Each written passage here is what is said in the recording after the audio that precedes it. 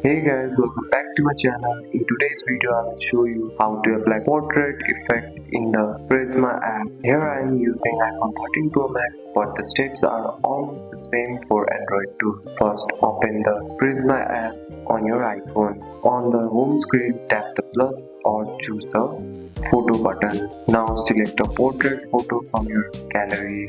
With clear face photo works best for portrait effect.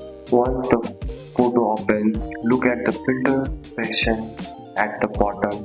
Scroll through the style and look for the portrait style filter that focuses on face and skin tones.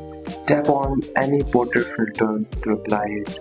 Prisma will automatically enhance the face, lightening and the detail using AI. Now use the slider below the filter. Slide left to keep the face natural or right for the strong artistic portrait look. Tap next to adjust or edit icon.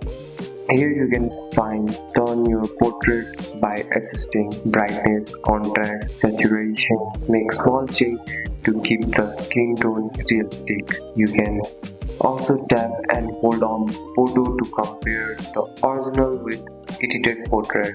Once you are happy with the result, tap done or next at the top. Then save to store the portrait on your iPhone.